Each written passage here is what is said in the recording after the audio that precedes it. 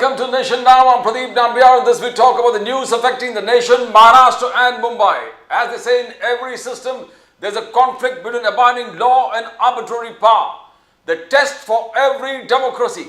It stands or it falls according to its own choice, whether it gives supremacy to the law or to the will of the people, whether to constitute a moral association maintained by duty or a physical one kept together by force. As I say, if the economic and political systems are dissimilar, as Rahul Gandhi was complaining, one system will eventually destroy the other. We have esteemed guests in our studios today. We're going to ask Ganesh Khankarji from the Bharatiya Janata Party, Asif Faruqi Sahab from the Indian National Congress, and Kiran Sonawane Sahab from the Shiv Sena. We'll start from you, Ganesh Khankar Sahab. Welcome to the show. Asif Faruqi Sahab, welcome to the show. Khankar Sahab, आज आपने सुन लिया जिस प्रकार से राहुल गांधी जी ने parliament में कहा कि India bagged the US for Modi visit. Modi के विजिट के लिए इंडिया बेग किया यूएस को कि आप प्लीज मोदी जी का विजिट तय कीजिए ना. आर्मी के बारे में कहा, आर्मी डिफरेंसेस, प्राइम मिनिस्टर कुछ और कह रहा है, आर्मी चीफ कुछ और कह रहा है. चाइना इंडिया के अंदर बैठा हुआ राहुल गांधी. खानकर साहब, Khankar Sahab, can you hear me? ऐसा है प्रदीप जी, मेरी आवाज आ रही है? Yes, I can hear you fine, sir. ऐसा है कि प्रदीप जी, आज मैंने राहुल गांधी जी के भाषण को बड़ी अच्छी तरीके से सुना, लेकिन अब हम चर्चा में बैठे हैं, कांग्रेस के भी प्रवक्ता यहाँ आए होंगे. मैं एक बात हमेशा आपके चैनल पे ये मैंने इसके पहले बहुत बार कही है. देखिए कि जब हम बात करते हैं तो हम कहाँ बात करें, इस बात की बड़ी अहमियत होती है. जब हम संसद में बात करते हैं तो संसद की एक गरिमा होती है, और संसद में जब हम बात करते हैं तो तथ्यों के आधार पर हमें बात करनी पड़ती है. जाहिर सभा में जब हम भाषण देते हैं कार्यकर्ताओं के सामने तो कार्यकर्ता ताली बजाते हैं. स्वाभाविक रूप से हम कार्यकर्ताओं को उत्साहित करने के लिए भाषण करते हैं. हम कौन सी जगह पर बात कर रहे हैं, ये हमें ध्यान में रखना चाहिए. जब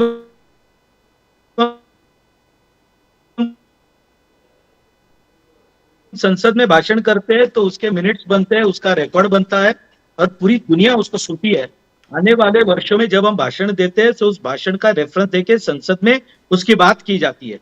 आश्चर्य हुआ कि देश में विरोधी पार्टी के नेता, जो विरोधी पक्ष नेता है, वो इस तरह की बातें करते हैं. यानी अब अमेरिका के पास, यानी मुझे एक बात समझ में ये नहीं आ रही है कि ट्रंप अमेरिका के प्रधानमंत्री या राष्ट्राध्यक्ष बन गए. अब उन्होंने जो कनाडा, मेक्सिको या चाइना पे कुछ सैंक्शंस लगाए हुए हैं, उसमें कहीं भारत का तो नाम नहीं है, ना ही उन्होंने भारत का कहीं उल्लेख किया हुआ था. उन्होंने जो चुनाव में वहां पर लोगों को कुछ बातें कही थी, आश्वासन दिए थे, उसके तहत उन्होंने वहां पे जो काम करना है उन्होंने प्रारंभ कर दिया. ना ही उन्होंने भारत के खिलाफ कुछ बात कही थी, ना भारत के प्रति कुछ उनकी टिप्पणी थी या कोई आक्षेप थे. ये मेरी समझ में नहीं आया कि राहुल गांधी जी को ये कहां से संशोधन प्राप्त हुआ. दूसरी बात, आज जो बार बार जिस तरह से ये कह रहे थे डिफेंस के बारे में, चाइना के बारे में, मेरी एक बात ये नहीं समझ में आती प्रदीप जी. देखिए, जब भी भारत पर आक्रमण की बात होती है, फिर वो 1962 में हुए, 65 में हुए या 71 की लड़ाई हुई, हर बार कभी भारतीय जनसंघ या भारतीय जनता पार्टी ने कभी भी या हमने अपनी सरकार पर उंगली नहीं उठाई. हमने इंदिरा जी की बल्कि संसद में हमने तारीफ की थी, हम उनके साथ खड़े थे. अब जब ये बार बार चीन का मुद्दा आता है और राहुल गांधी जी जिस तरह की बात करते हैं, उनके पास क्या तथ्य है, ये एक बार संसद के पटल पे उन्होंने रखने चाहिए. दुर्भाग्य से वो रखते नहीं है. और जो कमियां जिनके बारे में आज उन्होंने बात की, सरसंघ चालक भागवत जी के बारे में, ना ही वो दोनों सदनों में से किसी सदन के वो सदस्य हैं, वो उसके बारे में बात करेंगे, वो संसद में किसी और के बारे में बात करेंगे. ये दुर्भाग्य है कि देश के विरोधी पक्ष नेता तथ्यहीन भाषण करते हैं. उनका ये आग्रह है और उनको ये अधिकार भी है कि वो टीका करे, कुछ गलतियां होती है तो वो बताए, वो उनका अधिकार भी है. लेकिन तथ्यों के आधार पर जब संसद के पटल पे हम भाषण करते हैं तो लोग हाथ में इतने बड़े कागज लेके खड़े रहते हैं वो क्यों रहते हैं? क्योंकि उन पे रेफरेंसेस होते हैं, उनमें कुछ डेटा होता है, कुछ संख्या होती है जो लोगों को बतानी पड़ती है, जिसका रिकॉर्ड होता है, जिसके मिनट्स बनते हैं। दुर्भाग्य से राहुल गांधी जी का भाषण सुनकर आज मुझे बड़ा दुख हुआ। एक बड़ा सुनहरा मौका राहुल गांधी जी ने गवाया, ऐसा मुझे लगता है। आसिफ फारूकी साहब, Rahul Gandhi ji, we welcome Kiran Sonawane ji from the Shiv Sena to the show too.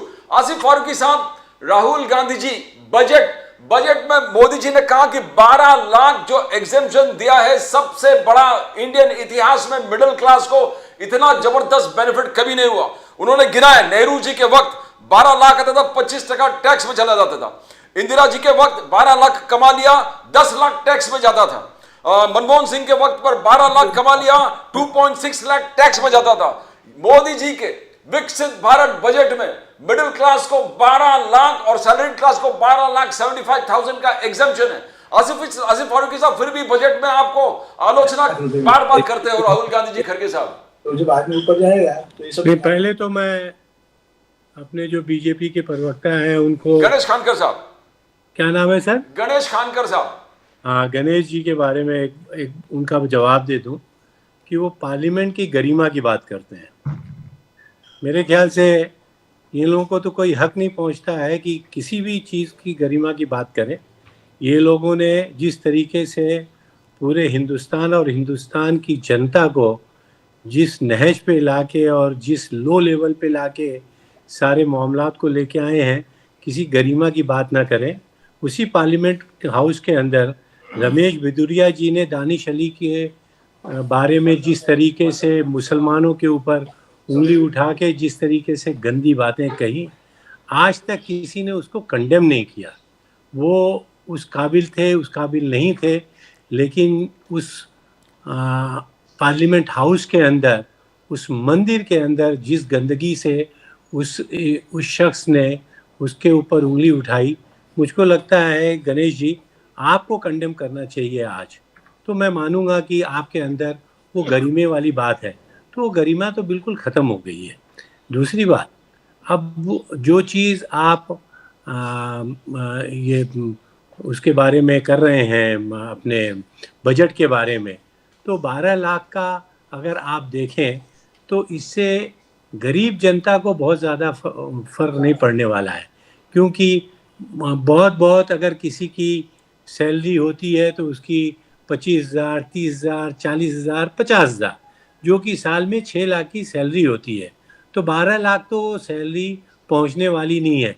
लेकिन जिस तरीके से इस चीज़ को मार्केटिंग की जा रही है कि 12 लाख के ऊपर जो है वहाँ तक छूट दे दी गई है, वो जब इनकम ही नहीं है उतनी, तो वो छूट देने का सवाल ही पैदा नहीं होता है।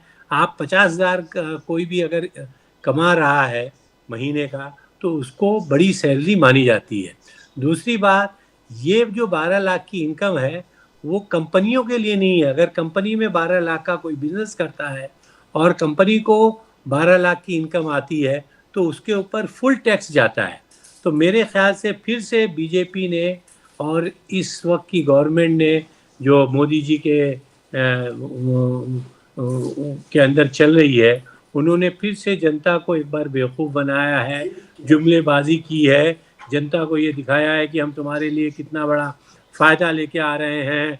नेहरू जी के ज़माने में कितना बड़ा परसेंटेज टैक्स का था, इंदिरा जी के ज़माने में फिर वही नेहरू जी, इंदिरा गांधी और मुसलमान और हिंदू, इस टाइप की बातों में, जबकि ये 12 लाख का किसी भी गरीब को इसका फ़ायदा नहीं पहुंचने वाला है। और मुझको लगता है आप भी एनालिसिस कर लीजिए तो आपको लगेगा कि 1 लाख रुपए की इनकम बहुत कम लोगों के महीने में बहुत कम लोगों की होती है।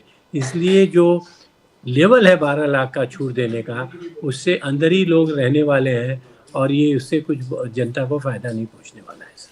किरण सोनवणे साहब, गणेश खानकर साहब मैं आता हूं। I'll just finish Kiran Sonawane साहब from the Shiv Sena, welcome to the show Sonawane साहब। एकनाथ शिंदे साहब ने बजट को सराहा है, उन्होंने कहा कि अच्छा बजट है। मगर जैसे आदित्य ठाकरे, आसिफ फारूकी साहब कांग्रेस का पक्ष रखा, आदित्य ठाकरे जी भी कहा 12 लाख मिडिल क्लास को एग्जम्पशन दिया है, मगर 12 लाख कितने मिडिल क्लास कमाता है? तो ये एग्जम्पशन थोड़ा मींस किसी को इफेक्ट करने वाला नहीं, सिर्फ बजटरी एक प्रोविजन हो गया, उसमें कुछ लाभ किसी को होने वाला नहीं है। दैट्स व्हाट आदित्य, और आदित्य ठाकरे आगे देखा कॉन्ट्रैक्टर बेस्ड इकोनॉमी बना दिया है एकनाथ शिंदे साहब ने। बोलिए सोनावणी साहब। देखिए, विपक्ष का काम है कि सत्ता पक्ष के किसी भी मुद्दे को लेकर बात को तोड़ मरोड़ कर पेश करना, वो अपना काम कर रहे हैं।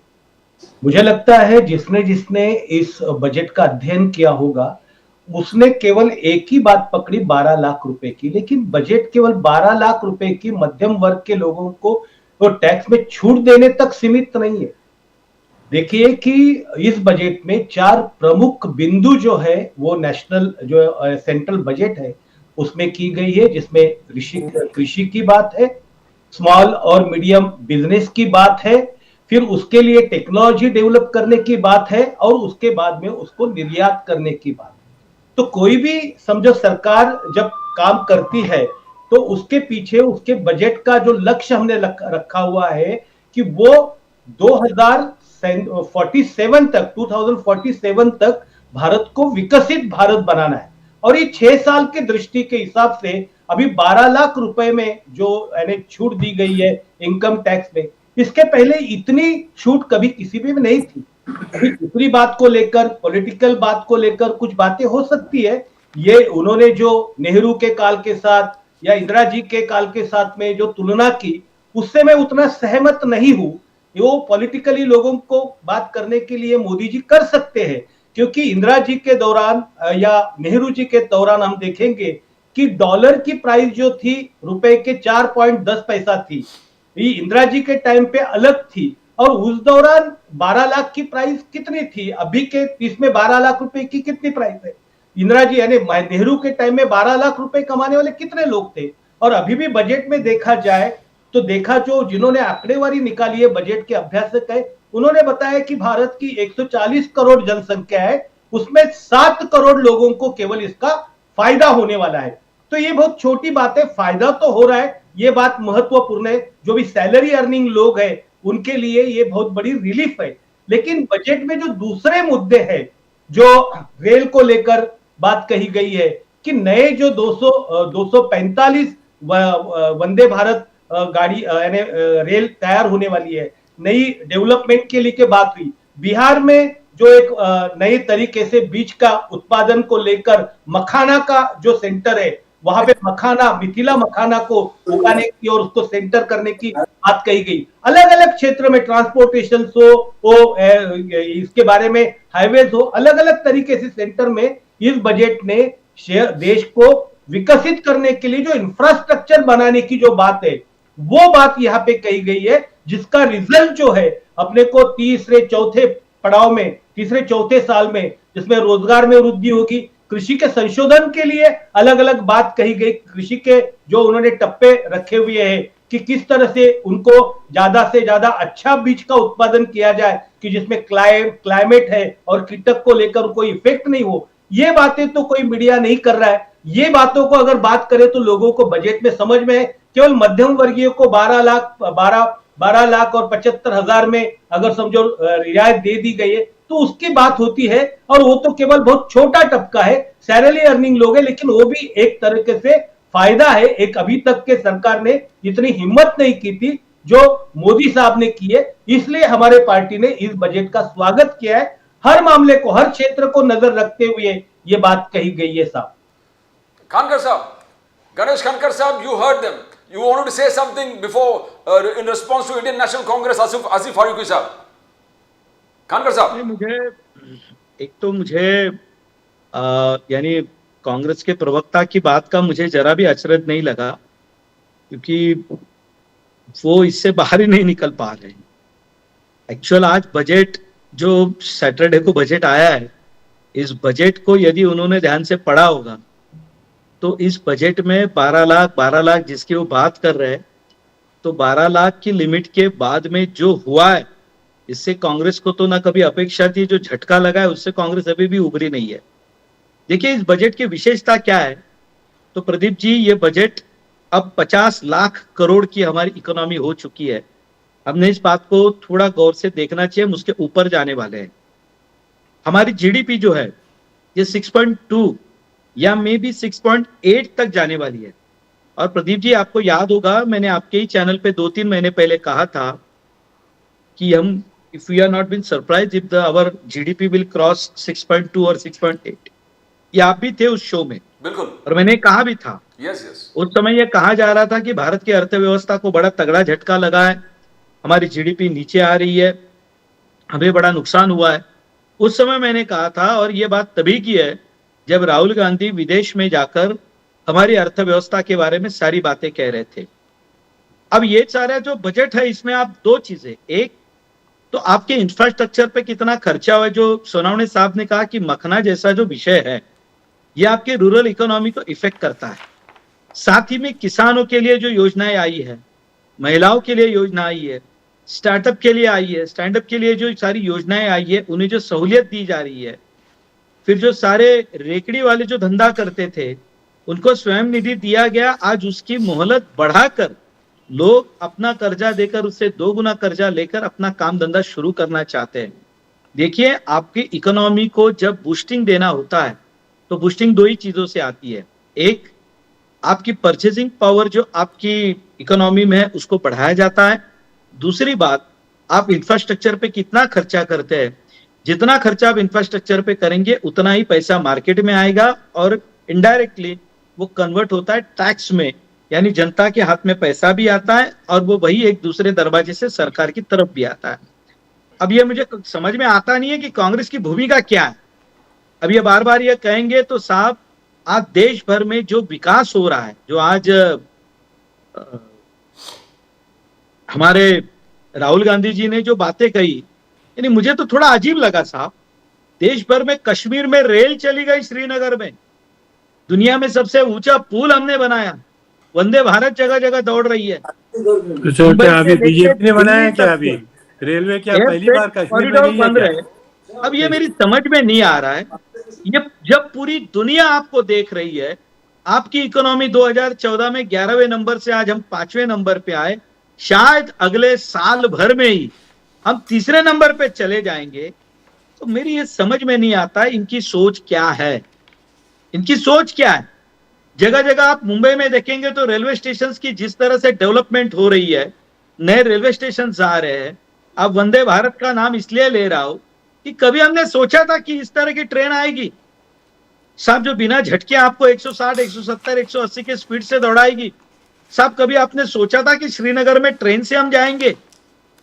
अब ये इतनी डेवलपमेंट जब हो रही है, और दूसरी बात देखिए, इस बजट की विशेषता क्या है, तो इस बजट की, गए साल के बजट में लोगों ने कहा, तब लोगों ने, जिन्हें बजट समझ में आता है, उन्होंने ये कहा था कि 2047 की शुरुआत है ये। और तभी भी हमने कहा था, तब कुछ लोग नाराज हुए थे हमसे, हालांकि चुनाव आने वाला था, लेकिन फिर भी हमने जो कदम उठाने थे गए बजट में उठाए। अब इस बार जो है, जो सारा बेनिफिट है, अब ये आम जनता तक कैसे पहुंचे, इसके लिए हमने ये सारी कवायद शुरू की है। और मैं इसीलिए मैंने कहा कि आम जनता, अब किसानों को जो मदद मिलेगी वो 2 गुनी होने वाली है, महिलाओं को जो मदद मिलने वाली है उसमें भारी भरकम बढ़ोतरी की गई है, युवाओं को खड़ा करने के लिए।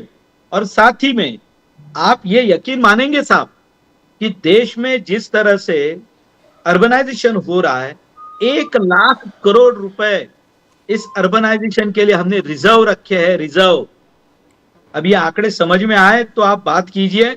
अब मुझे थोड़ा अजीब ये लगता है कि आप हमारी गलतियों को गिनाइए साहब, ये आपका अधिकार है, और ये वर्षों तक आपके पास अधिकार रहने वाला है, क्योंकि आपको विरोधी पार्टी में ही बैठना है।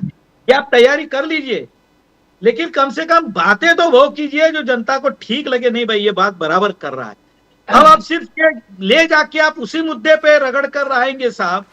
अब बात चल रही है बजट की, बात चल रही है राष्ट्रपति के अभिभाषण पर, हम जातिगत गणना पे जाएंगे, हम मोहन भागवत जी ने क्या कहा उस पे जाएंगे, हम चीन की तरफ जाएंगे साहब। उसके लिए आपके पास अगले 1.5 महीने के बाद अलग बजट सेशन आता है, उसमें आप पॉइंट ऑफ ऑर्डर या उस पर आप और भी कोई मोशन लाकर इस पर हम बातचीत कर सकते हैं।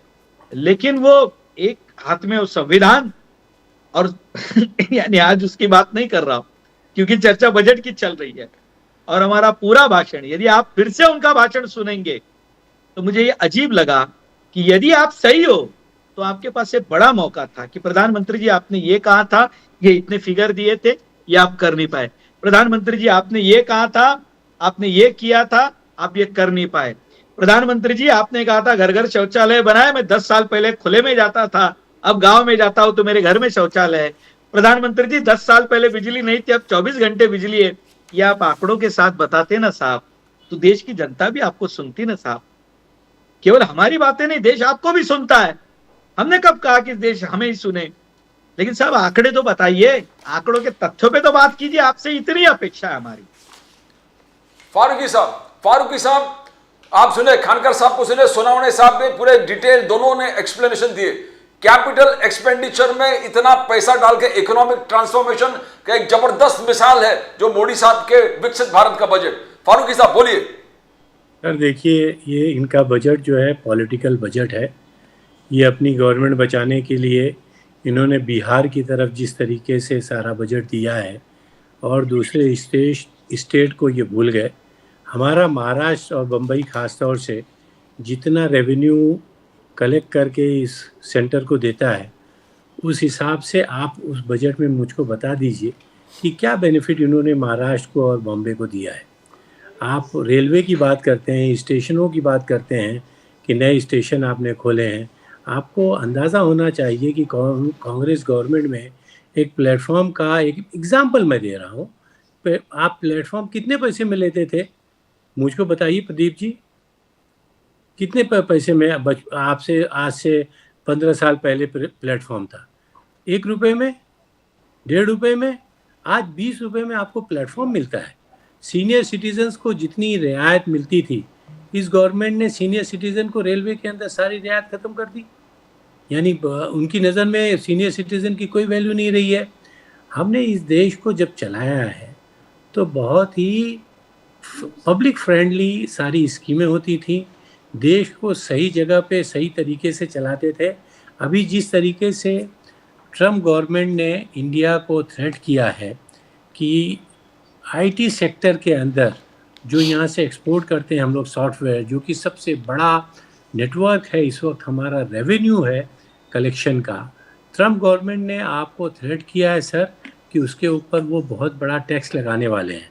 मोदी गवर्नमेंट ने अगर अभी से तैयारी नहीं की, उसके ऊपर ध्यान नहीं दिया, तो ये हमारी इकनॉमी का जो ये चक्कर व्हील जिस तेज़ी से चला है, ये आईटी सेक्टर की वजह से चला है। और खुदा न खास्ता उसके अंदर गड़बड़ी हुई तो ये पूरा उठ के दूसरे मुल्कों में चला जाएगा। यहाँ से आईटी सेक्टर के ऊपर बहुत मार पड़ेगी और उस मार की वजह से हमारे जो दूसरे बिजनेसेस हैं, ख़ास तौर से इंफ्रास्ट्रक्चर के इसके अपने रेंट वाले और बिल्डिंग पे और जितने दूसरे डेवलपमेंट्स के हैं, आप देखिए मेट्रो के आज आप कितने चार्ज लेते हैं। 100 रुपये का टिकट मिलता है सर 2 स्टेशन के लिए, कम से कम उसका टिकट मेरे ख्याल से 50 रुपये से कम नहीं है। हमारे ज़माने में आज से 10-15 साल पहले तक 2 रुपये और 5 रुपये में हम रेलवे में सफ़र करते थे। तो आपने और आप टोल टैक्स वगैरह कितना ले रहे हैं? आज यहाँ से पुणे तक चले जाइए तो हज़ारों के अंदर टोल टैक्स आते हैं। तो आपने उसको कमाई का ज़रिया बना लिया है। तो कांग्रेस गवर्नमेंट ने ये सब इंफ्रास्ट्रक्चर आपको पब्लिक को मुहैया किया था, लेकिन कभी भी इस तरीके से उसको कमाई का ज़रिया नहीं बनाया था। इसको पब्लिक फ्रेंडली सारी स्कीमें करते थे। इस गवर्नमेंट ने लाके न सिर्फ इसको कमाई का ज़रिया बनाया है, बल्कि अपने लिए मार्केटिंग का भी ज़रिया बना लिया है। This is not at all public friendly. आप उसको बार बार जिस तरीके से बोल रहे हैं, मुझको लगता है कि जल्दी से हम लोगों को आईटी सेक्टर वाले जो जिसके ऊपर धार अभी गिरने वाली है, जिसको ट्रम्प गवर्नमेंट बहुत बड़ा टैक्स लगाएगी, जिसकी वजह से हमारी दूसरी और भी इंफ्रास्ट्रक्चर के ऊपर असर आने वाला है। हम लोग को इससे पहले कि उसके ऊपर असर आए उसके ऊपर ध्यान देना चाहिए, वरना हमारे सारे प्रोग्राम गड़बड़ हो सकते हैं सर। हम कोई आपके बारे में गलत नहीं बोल रहे हैं, हम आंकड़ों से बात कर रहे हैं। महंगाई अपने चरण पे है सर, आप खुद देख लीजिए कि एक ज़िंदगी कितनी महंगी हो गई कि आप 12 लाख, आज आप यहाँ पे डॉलर की क्या कीमत है सर? दिन ब दिन डॉलर जो है महंगा होते जा रहा है। जिस ज़माने में 40 रुपए थे, उस ज़माने में मोदी जी ये मुँह बना के बोलते थे कि ये क्या हो रहा है, और सड़कों पे यही बेचैनी निकल आती थी। आज 90 रुपए तक डॉलर जा रहा है, आपको कुछ असर नहीं आ रहा है। उसके बाद आप बोल रहे हैं कि आपका बजट जो है बहुत अच्छा है, महंगाई कुछ नहीं है, आप कंट्रोल करके चल रहे हैं। रोज़मर्रा की चीज़ों की, किचन की जितनी चीज़ें हैं, जो एक आम जनता की रोज़ी रोटी का जो खर्च करने की तरीके हैं, जो उनकी रोज़ाना का मामला है, वो इतना महंगा हो गया है कि जनता के उसके निकल के बाहर जा रही है चीज़ें। और आप उसके बाद भी ये बोल रहे हैं कि इंफ्रास्ट्रक्चर कैसा हो रहा है। आपने बिहार को इतना बड़ा सब कुछ दे दिया सिर्फ इसलिए कि बिहार आपको सपोर्ट कर रहा है और नीतीश गवर्नमेंट आपको सपोर्ट कर रही है, वरना वो आपसे अपना सपोर्ट हटा लेंगे, इसलिए आपने डर के उस तरफ दे दिया। आपने महाराष्ट्र को क्या दिया सर? महाराष्ट्र इतना आपके लिए रेवेन्यू पैदा करके दे रहा है। तो मुझको लगता है इस तरीके का आई वॉश ना करें और इसके ऊपर ध्यान दें। आप जब भी बात आती है 2014 से आपकी गवर्नमेंट है, आज 11 साल 12 साल होने के लिए आ रहे हैं, और आप 1947 में चले जाते हैं। क्या मिला था कांग्रेस गवर्नमेंट को 1947 में? जिस तरीके के हालात थे उस वक्त, मैं सोनवणे साहब को दाद दूंगा, उनकी तारीफ करूंगा कि उन्होंने याद दिलाया कि डॉलर की कीमत क्या थी उस वक्त। तो हम बहुत ही उसको इस तरीके से कंपेयर ना करें, वरना वही बात होगी जैसे कि आप हम पे इल्ज़ाम लगा रहे हैं। हम सीधा आप पे बोलेंगे कि आप बिला वजह की उस ज़माने की बातें निकाल के बिला वजह का इल्ज़ाम लगाते हैं, वरना उस वक्त डॉलर और पाउंड की आप कीमत देख लें तो आज के डॉलर और कीमत में आपको शर्म आना चाहिए कि 80-90 रुपए तक डॉलर जा रहा है सर। Kankar साहब, I'm coming to you first. Let me, Sonawane साहब। नहीं, लेकिन मुझे एक बात कहनी थी प्रदीप जी। हाँ, बोलिए, 2 मिनट के, बोलिए। नहीं, ऐसा है कि वे बार बार बातें कह रही है साहब। तो फारूकी जी, मैं आपको बताना चाहूंगा, मेरा इरादा तो इल्जाम लगाने का नहीं था, दोष तुम्हारी नजरों में था, मैं उसे समझ नहीं पाया। थोड़ा इस बात को समझ लीजिए साहब। आप बार बार मुंबई के बारे में कह रहे हैं, तो साहब ऐसा है कि मुंबई के मेट्रो के लिए 1200 करोड़ रुपए मिले, MUTP के लिए 1000 करोड़ रुपए मिले, मुंबई से अहमदाबाद की जो बुलेट ट्रेन चलती उसके लिए 4000 करोड़ मिले, मुंबई में सारा नेटवर्क एक्सपांशन करने के लिए जो इकोनॉमिक क्लस्टर बनेगा उसके लिए 1200 करोड़ रुपए मिले। ये अरे मैं सर, आंकड़े आपको दे रहा को दे दिया, आप अभी भी बात कर रहे हैं सर। हाँ, अरे क्या सर, 5000 करोड़ दे दिया आपने, और आप अभी तक उसी में अटके हुए हैं सर। आसिफ साहब, अरे मैं आपको आंकड़े दे रहा हूँ, आप फिर भी मुझे कहा इल्जाम बना, आप मेरी बात को समझ पाए साहब। और फिर आप ये बार तो जी ये बात कि कांग्रेस का बजट एकदम फ्रेंडली था, इतना था कि राजीव गांधी को पड़ा, दिल्ली से 1 रुपया तो जनता 15 पैसे पहुंचते हैं। पहली सरकार उसके खाते, कल प्रदीप जी रिपोर्टर, तो आपको जाना नहीं पड़ता है सर, सीधे पैसे आपके खाते में आएंगे। जो एज ए सीनियर सिटीजन सरकार किसी वे हकदार कुछ के साथ इसके हो, आप हमसे मान लो, हम ये जरा भी इल्जाम नहीं लगाएंगे, हम सीधे आपके खाते में पैसे भेजेंगे, ना 1 रुपया यहाँ का वहां जाएगा, ना कोई बीच में गड़बड़ी करेगा। ये आप जो फ्रेंडली जो बात कर रहे हैं ना साहब, तो ये सारे बजट आपके समय जो आते थे साहब, ये क्या फ्रेंडली होते थे वो आपको भी पता है, हमें भी पता है। और मैं 1947 में नहीं जा रहा हूं साहब, ये राजीव गांधी जी ने बात ये 1986 में कही थी, वो भी मैं आपको बता रहा हूं कब कही थी। तो गंगा के शुद्धिकरण के प्रोजेक्ट के समय वे भाषण दे रहे थे उत्तर प्रदेश में, और तब ये राजीव गांधी जी ने बात कही थी कि मैं दिल्ली से 1 रुपया बेचता हूं तो 85 पैसे बीच में गायब होते हैं, 15 पैसे ही नीचे जाते हैं। अब इससे ज्यादा मेरे से तथ्य आप मत मांगिए फारूकी साहब, और इल्जाम न लगाइए, मेरी नजरों से बात कीजिए, इतनी आपसे विनंती है। नजरों से बात कीजिए। सोनावणे साहब, यू हर्ड आसिफ फारूकी साहब, यू हर्ड। आसिफ जी, आपने जो बात कही उसको मैं आपको एक जगह के ऊपर आपका ध्यान आकर्षण करना चाहूंगा। साहब देखिए, कोरोना के बाद अगर इंटरनेशनल सीनियरों आप देखोगे तो ऑस्ट्रेलिया की जीडीपी गिरी है, फ्रांस की जीडीपी गिरी है, जापान की जीडीपी गिरी, यहां तक कि अमेरिका को तक उसके साथ में झटका पहुंचा है कोरोना के बाद में। सारे वर्ल्ड में एक रिसेशन का माहौल था। उसके कंपैरिजन में अगर भारत की आप अर्थ संकल्प या अर्थनीति देखोगे तो लगातार इनकी जो जीडीपी है वो बढ़ते जा रही है, एक मुद्दा। दूसरा, आपने बताया कि महाराष्ट्र को लेकर क्या मिला है, तो मैं आपको पूछना चाहूंगा कि आपको पता है कि जब कांग्रेस की सरकार थी उस दौरान कितना परसेंट महाराष्ट्र को मिलता था? मेरे पास आंकड़ेवारी है, मैं आपको बताता हूं। तो एक बार तो महाराष्ट्र को मिला है 27%, दूसरी बार मिला है 36%, फिर बाद में मिला है 48%, ऐसे कम कम करके मिला हुआ है। तो आप जो खुद महाराष्ट्र को कुछ दे नहीं रहे थे, जब मोदी सरकार आई है तो उन्होंने आश्वासित किया है, और यहाँ पर वह भाजपा सेना की सरकार है।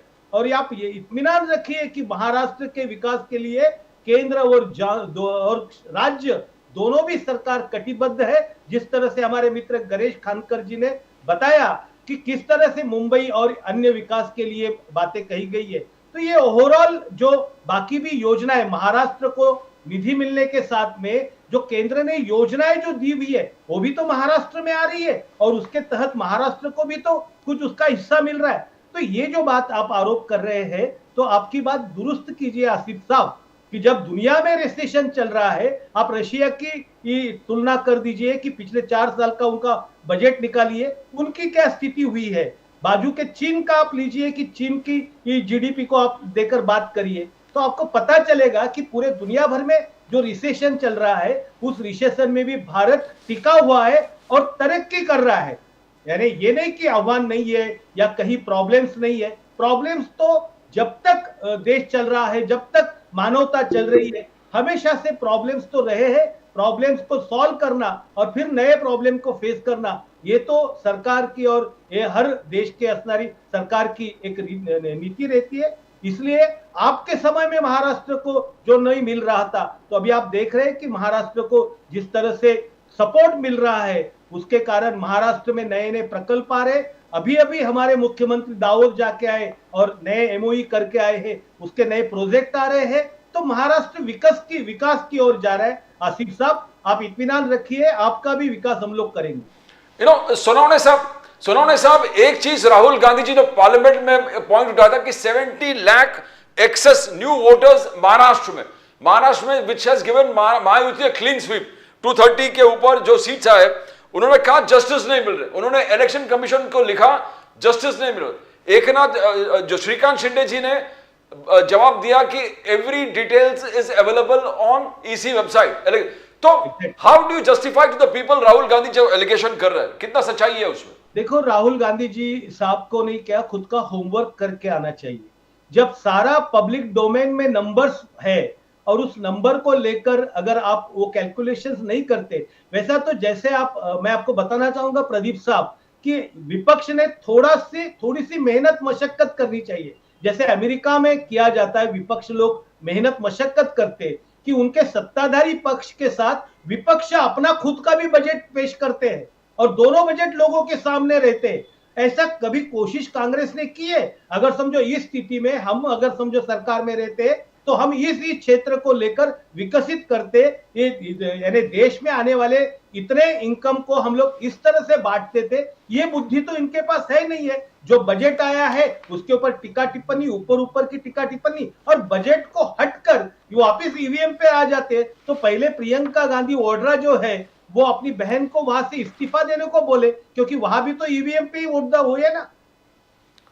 बिल्कुल। कानकर साहब बार बार जो एक आरोप जो राहुल गांधी जी ने लगाया था कि बीजेपी के ओबीसी एमपीज है, बीजेपी के ओबीसी एमपीज पावरलेस है, कोई पावर नहीं है।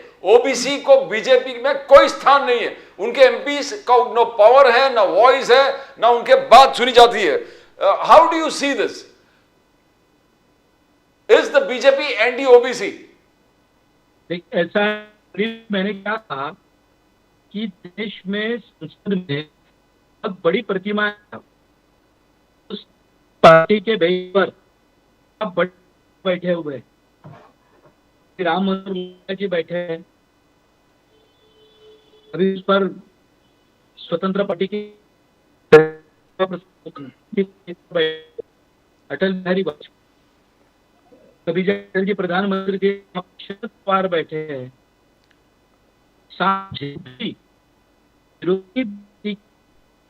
कहना साहब से लिया जाना है। राहुल गांधी जी बात कर रहे थे कि देश के प्रधानमंत्री तो इसी समाज से आते हैं। और दूसरी बात,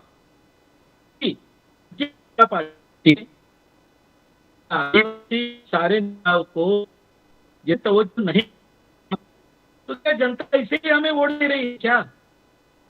यानी इसका क्या आप गणित लगाएंगे? साहब ये भारतीय पार्टी है, हमने कोविंद को देश का राष्ट्रपति बनाया, उसके बाद में द्रौपदी वीडियो भी ऑन करिए ना, वीडियो। बोलिए खानकर साहब, बोलिए।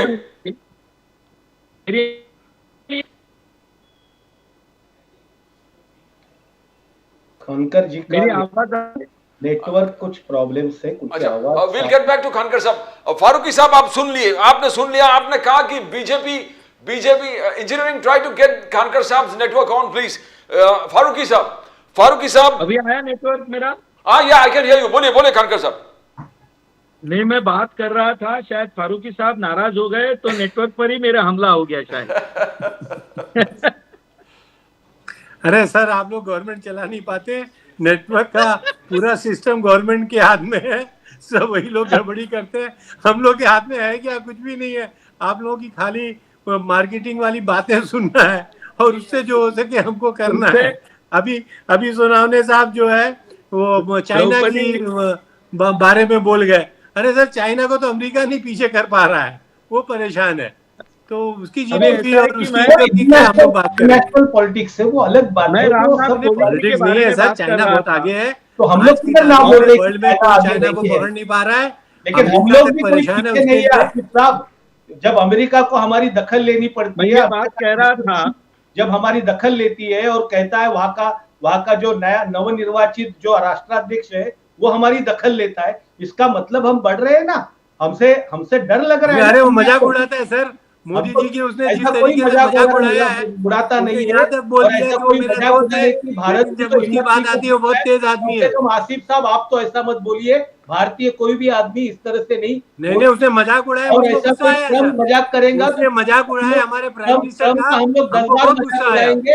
हमारे देश से बढ़कर हमारे लिए कोई बात नहीं। उसने मजाक उड़ाया, हमको बहुत गुस्सा आया सर, कि जिस तरीके से उसने मीडिया के अंदर आके मजाक उड़ाया और अप्रिशिएट करते हैं कि मोदी जी जो है इंडियन कल्चर के हिसाब से उन्होंने उसको इतनी इज्जत दी, उस बदतमीज को इतनी इस किस्म की बात नहीं करनी चाहिए थी, लेकिन उसने हमारे कल्चर के ऊपर भी मजाक उड़ाया कि वो हमारा दोस्त हो गए और बहुत चालाकी की बातें करता है। मुझको लगता है कि नेक्स्ट टाइम उसको जिस तरीके इंडिया की तरक्की से डर रहा है, इंडिया जिस तरह से तरक्की कर रहा है उससे डर रहा है सर, वो जो भी मामला होगा। चाइना तो एक दुश्मन हो चुका है, चाइना आगे आ चुका है, मेरे ख्याल से आ जाएगा तो देश वो दुनिया भर में हमारी साख क्या रहेगी, वो तो हमारी हम लोग देखेंगे, उसको भी क्या है।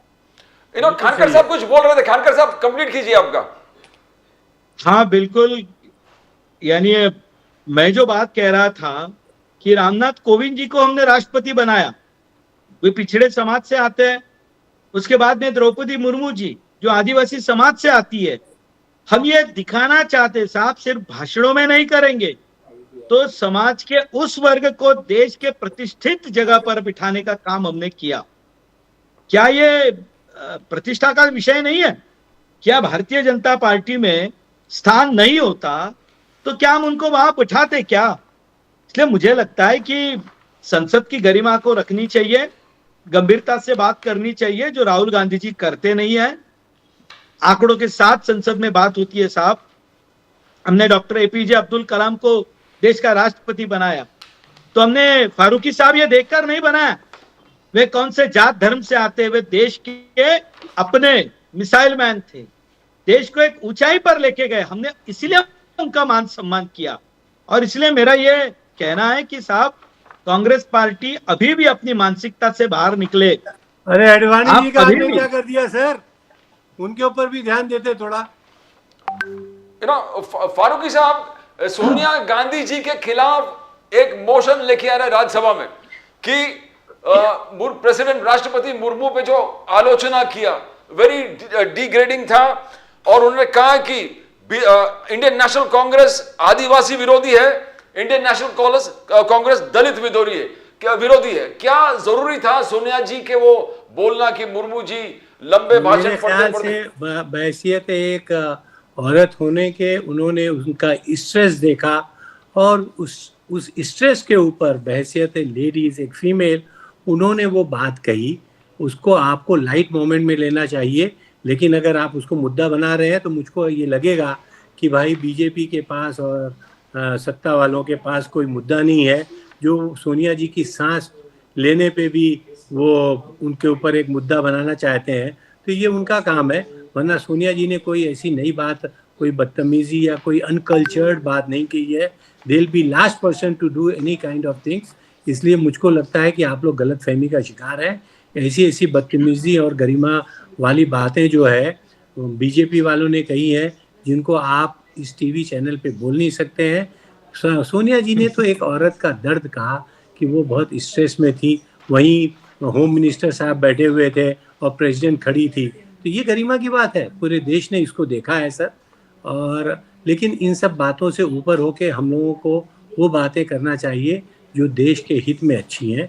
ये सब मामला जो है इस किस्म से आते हैं, इसको दरगुजर करना चाहिए, मुझको ऐसा लगता है। फारूकी साहब, आपने कहा कि महाराष्ट्र को क्या मिला।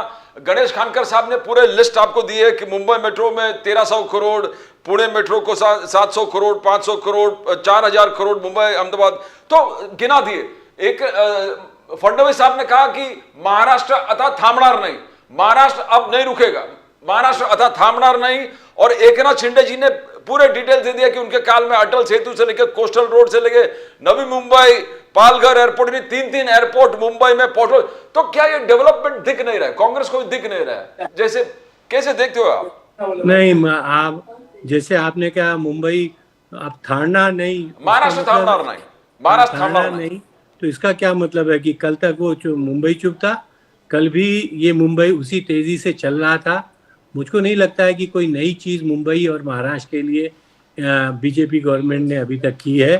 आप अगर पिछला रिकॉर्ड भी देखें तो सर 2 मिनट सुन लीजिए सर। जिस पेज से ये हमेशा से मुंबई और महाराष्ट्र पूरे देश की और हर स्टेट की खिदमत करता था, आज भी वही काम कर रहा है कि ये मुंबई और महाराष्ट्र मिलके पूरे देश के, अब आपने पूरे बिहार की तरफ झोंक दिया ना, तो ये मेरे ख्याल से ये बजट का ज़्यादातर पैसा जो है ये मुंबई और महाराष्ट्र से ही आएगा। तो वो कल भी कर रहा था और आज भी करेगा, और हम उसके लिए बहुत ही प्राउड है। उसमें बीजेपी और इस गवर्नमेंट का क्या हाथ है, मुझको नहीं समझ में आ रहा है। सोनवणे साहब, ऐसी क्या नई चीज हो गई है? कानकर साहब, वेलकम टू यू। सोनवणे साहब, you want to answer that?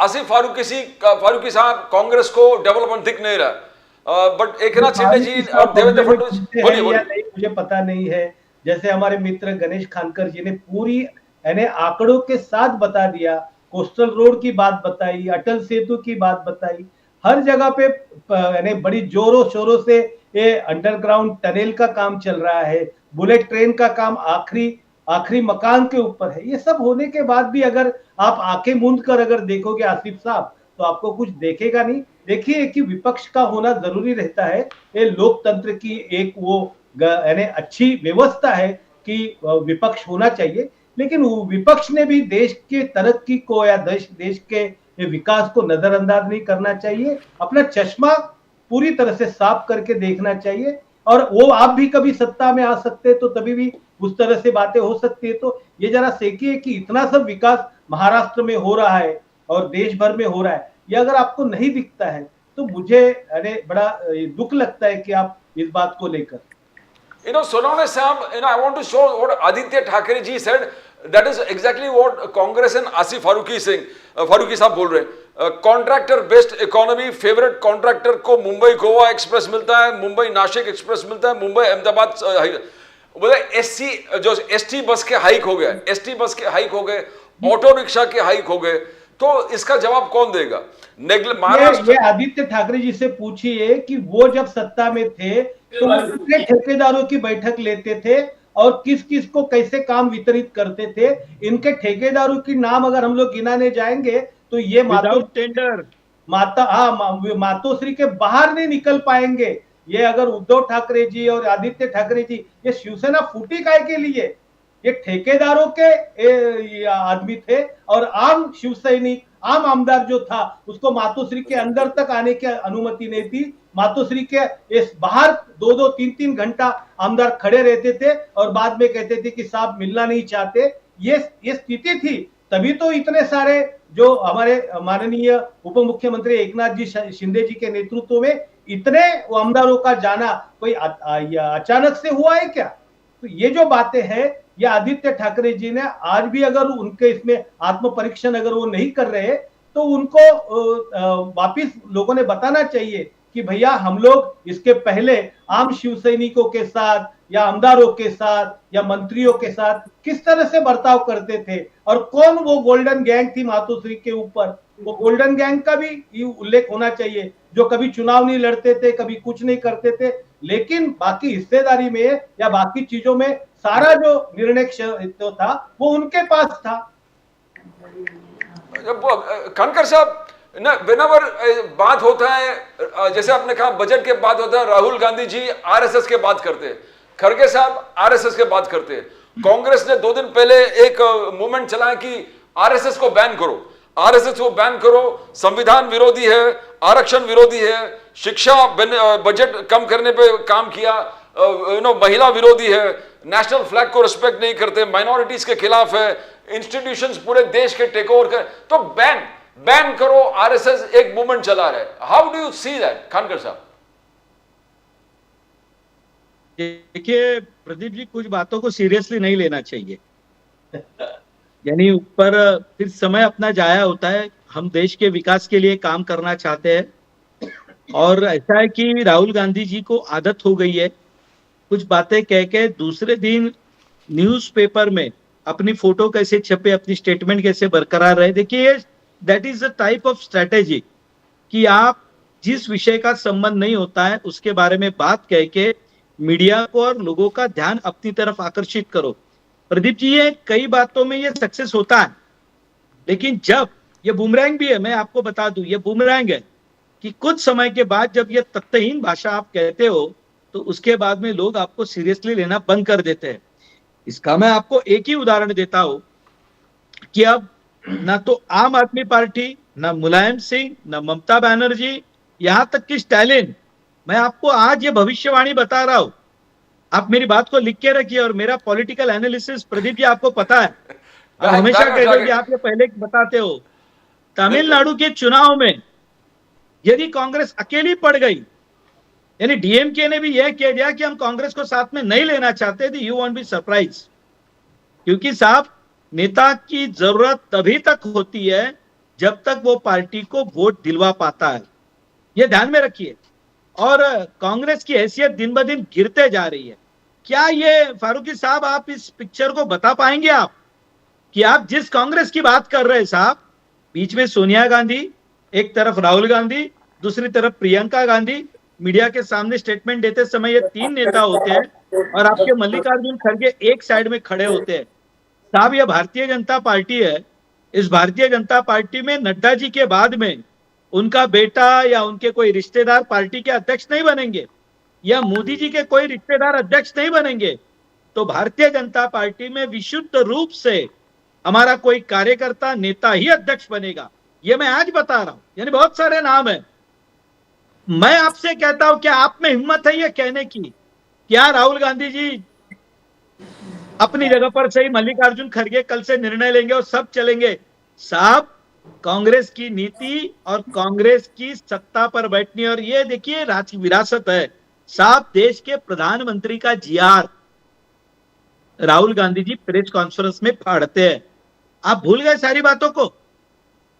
Manmohan Singh ji line में खड़े हैं, सोनिया गांधी जी आती है तो वो भी नहीं देखती साहब, और कांग्रेस का मुख्यालय में जाती है। आज भी सारे वीडियोस लोग आज भी दिखाते हैं। वो यूपीए की चेयरपर्सन थी, सारी फाइलें, सारी की सारी फाइलें, आपको भी पता है, ये कई बार इसका जिक्र हो चुका है कि मनमोहन सिंह के पास बाद में जाती थी, पहले यूपीए चेयरपर्सन के पास जाती थी। तो ये मतलब ये इस तरह की बातें करके आप कुछ दिनों तक लोगों को अपनी तरफ आकर्षित कर सकते हो साहब, इससे आपका विषय हल नहीं होगा। इसलिए मैंने कहा कि बात तथ्यों के आधार पर कीजिए, और कांग्रेस इस बात को पचा ही नहीं पा रही है कि कोई सरकार इस तरह का काम कर सकती है। अब आप कह रहे हो नया क्या दिया साहब, कोस्टल रोड की शुरुआत हमने की, हमने लोगों को सौंप दिया। अटल सेतु हमने बात की थी, हमने लोगों को सौंप दिया। सीलिंग आप लोग के जमाने में बना है क्या? आप लोग भी अरे भाई हमने ही नारियल तोड़ा है साहब, सर। अरे हमने ही नारियल तोड़ा था। बीच में बोलना इसलिए पड़ रहा है कि आप रवानी में बोलने में बहुत एक्सपर्ट है सर, तो रवानी में सच अरे बात भाई कीजिए ना। समृद्धि महामार्ग भी तो हमने ही बनाया है। नहीं, आपने भी सारे जितने रोड है सब आपने बनाए सर। मैंने कब जब मना बोलना किया है तो सब बोलिए सर। मैं अरे ये देख बिल्कुल रहा हूं। बोलेंगे ना साहब। चलिए आप बोलिए सर, आप बोल लीजिए। देश के बोल लीजिए सर। प्रधानमंत्री बॉर्डर तक जाने के लिए रास्ता भी बनाकर दिए, आपने नहीं किया, मुझे ये नहीं कहना है साहब। देखिए आपने किया होता तो आज जनता ने जिस तरह से कांग्रेस से मुंह फेर लिया है साहब, ये क्यों किया है, कभी इस पर आप चिंतन कीजिए ना साहब। भारतीय जनता पार्टी को दोष मत दीजिए साहब, दूसरे की रेखा देखकर आप अपने आप को छोटा मत करिए, अपनी रेखा को बड़ा कीजिए ना साहब। आप हमेशा से आरएसएस ने ये किया, इसने वो किया साहब, इससे आप बड़े नहीं बनोगे। आपको बड़ा बनना है ना साहब, तो लोग आपके पीछे क्यों नहीं है, जरा इसका चिंतन कीजिए ना साहब। वो भूल कर आप बाकी सारी बातें कर रहे हो। हम क्या कह रहे हैं कि भाई पूरी दुनिया पूरे जन्म में हम ही सत्ता पर रहेंगे, भाई जनता है, जनता तय करती है कि वोट किसे देना है नहीं देना है। हम जनता से बंधे हुए लोग हैं साहब, हम जनता से बंधे हैं। ये आप क्यों नहीं चिंतन करते कि क्यों पार्टी हारते जा रही है, क्यों आपके लोग आपको छोड़कर जा रहे हैं। 6 महीने भी नहीं हुए साहब लोकसभा को, क्यों ऐसा आपके साथ हो रहा है, इस पर बात नहीं करेंगे आप। खाली लोगों का ध्यान अपनी तरफ खींचने के लिए जातीय जनगणना, फिर आरएसएस ने ये किया, फिर इसने वो किया। फारूकी साहब बोलिए।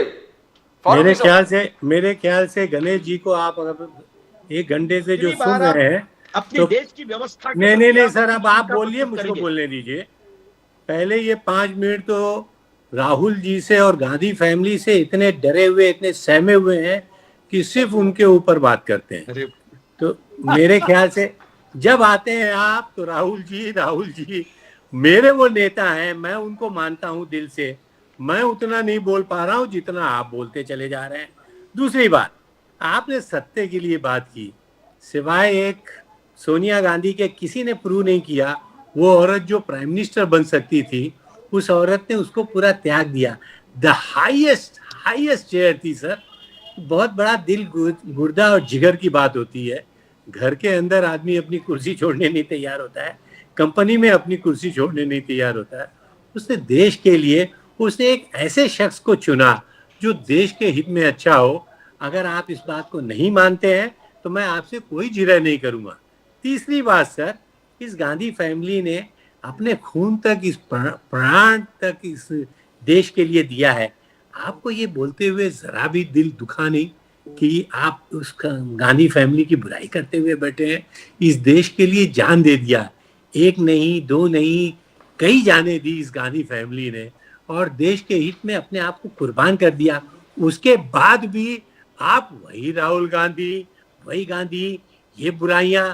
राहुल जी का हाल ये है कि देश के लिए उन्होंने वो भी एक्सेप्ट किया कि अगर कांग्रेस गवर्नमेंट ने अपने दौर में कोई गलती की है तो वो उसको एक्सेप्ट करने के लिए भी तैयार है, जो कि ये बहुत दिल गुर्दे वाले का काम होता है सर।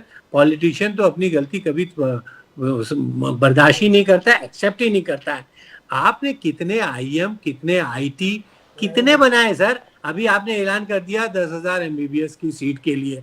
आगे देखते हैं आपकी कितने इंफ्रास्ट्रक्चर आप उसके लिए बनाते हैं और कितने सालों में कितने इंजीनियर और डॉक्टर बनाते हैं। आज इतने ब्रिजेस बना रहे हैं, आप इतने रोड बना रहे हैं। जैसे आज आप पहली बार आपने इंजीनियर्स को आपने ट्राई किया है। आप अगर अभी बोलना शुरू करेंगे तो बोलेंगे फलाने कंपनी का हेड जो है इंडियन है, दिखाने का है। ये क्या बीजेपी गवर्नमेंट की देन है सर?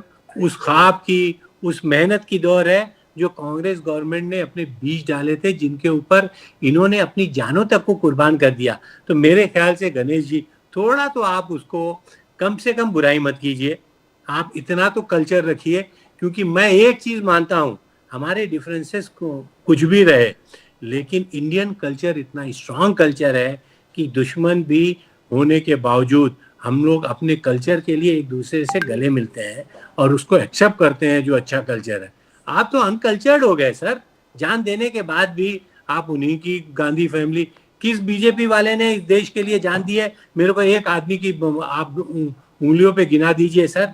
आपके तो आपस में गोलियां मारी हैं लोगों ने सत्ते के लिए। मैं अभी बोलना शुरू करूं तो मेरे मुंह को बदबू आने लगेगी, आपके कान नहीं सुन पाएंगे सर। और आप इतनी बड़ी बड़ी बातें बोलते चले जा रहे हैं कि गांधी फैमिली, गांधी फैमिली, क्या हो गया है आप लोगों को सर? हाँ, फिर आडवाणी जी का मतलब सल्यूट करते हैं, जिसने बीजेपी पार्टी को खड़ा किया, आप लोग उसको एकदम ही बिल्कुल निकाल दिए। बीजेपी के लिए बिल्कुल उसने अपने प्राणों के, अपने वक्त के, अपने आप को उसने उसके अंदर ढाल दिया सर, पूरे एक प्लेटफॉर्म पे लेके आया, उसको आप लोग भूल गए।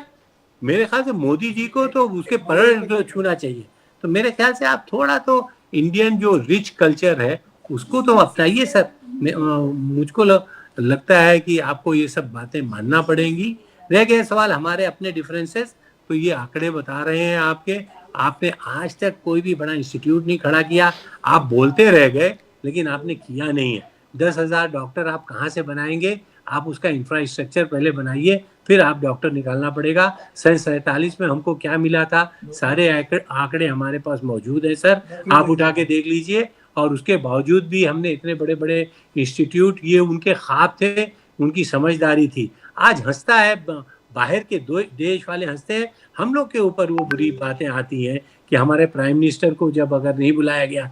आज तक कोई फॉरेन का प्रेसिडेंट जो है, इंडिया प्रेसिडेंट के ऊपर इस तरीके से नहीं हंसा था जिस तरीके से यूएस गवर्नमेंट का प्रेसिडेंट जो हंसा है। तो मुझको लगता है कि उसका भरपूर जवाब देना चाहिए, और वो जवाब किसी जंग से नहीं, अपनी इकोनॉमी को सही करके जवाब देना चाहिए। हम सब उसमें आपके साथ में हैं सर, आपको हम ये आश्वासन देते हैं। Kankar Sahab, I want to just take from you before we go. Yeah, Waqf bill amendment bill is coming.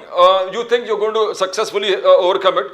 Uniform civil code है, one nation, one election, one poll. तो ये this is the agenda of the BJP and उसका total विरोध कर रहे हैं Congress.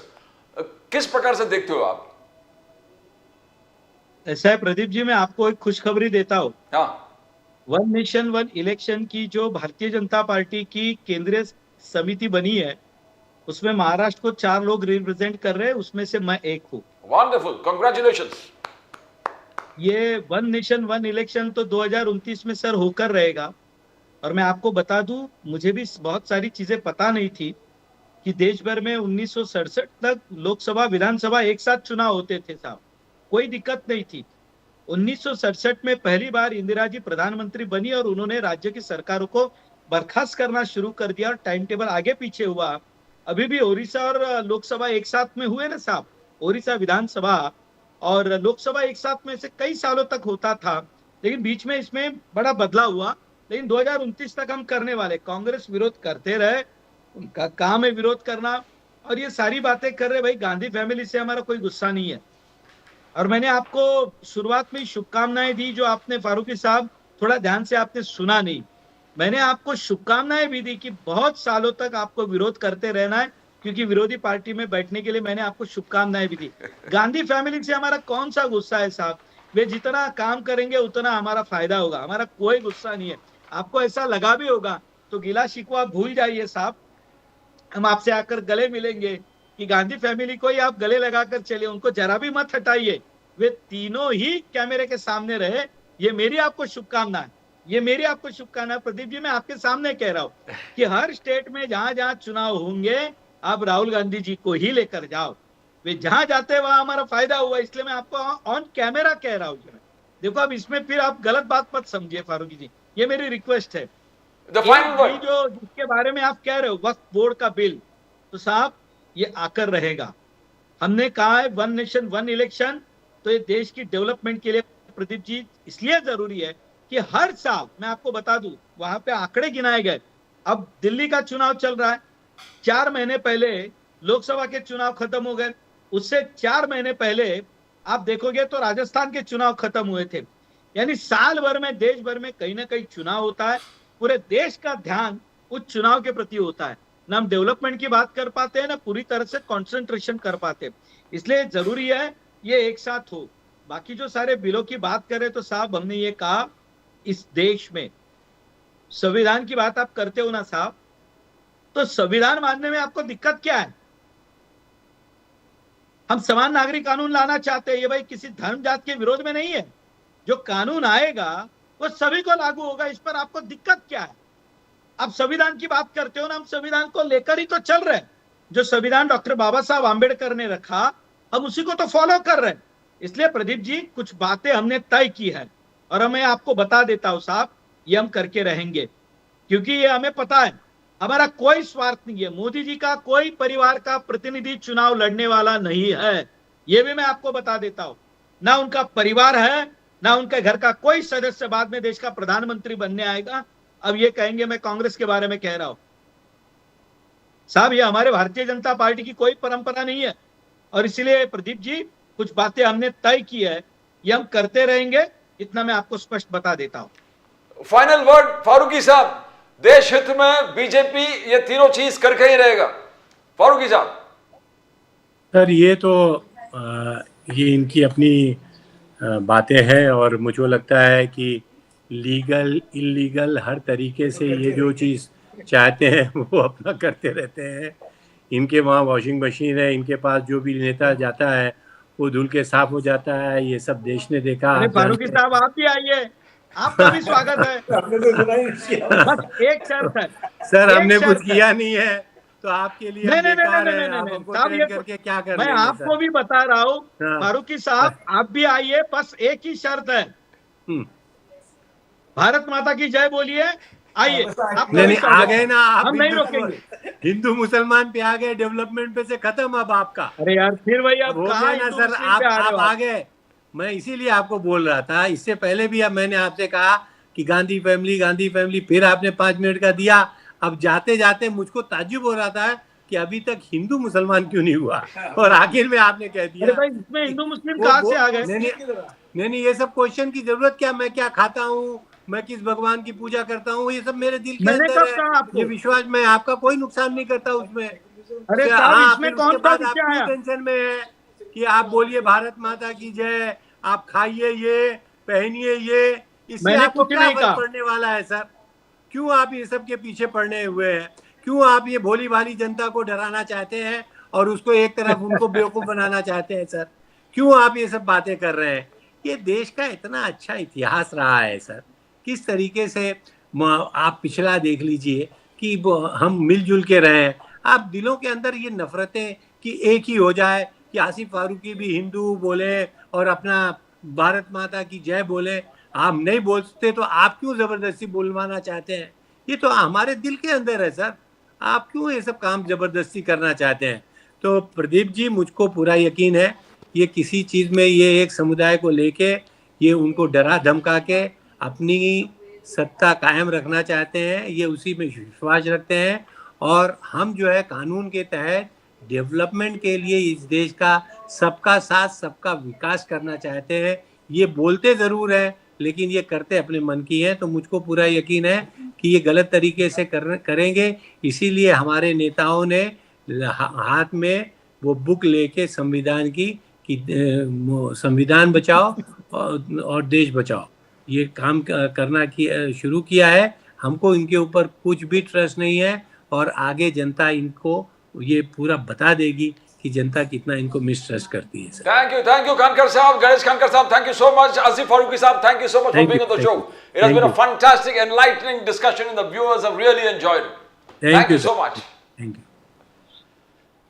As we always end with the preamble to the Constitution that says, we the people hereby resolve to constitute India into a sovereign, secular, socialist, democratic republic and to secure to all its citizens justice, equality, liberty and fraternity. justice that is social, economic and political, equality before the law and equal protection of rights where equality is concerned, where liberty is concerned, freedom of speech, expression, faith, worship and belief, and the right to life, liberty and pursuit of happiness. When we talk about fraternity, we talk about eternal brotherhood, believing in the territorial and political integrity of the nation. To subscribe to Nation Now, the fastest growing channel, please click on the subscription. Then you subscribe to the fastest growing channel of the nation. That's all from Pradeep Naban. Before that, we say it's a fundamental duty of all political parties to come together to protect and preserve the pillars of the Constitution. Because if the pillars of the Constitution are safe and sound and secure, the Republic thrives and the people of the Republic thrives. That's all from Pradeep Nabiar Nation Now. We'll come again tomorrow with more news from the nation, Maharashtra and Mumbai. Till then, it's bye for now.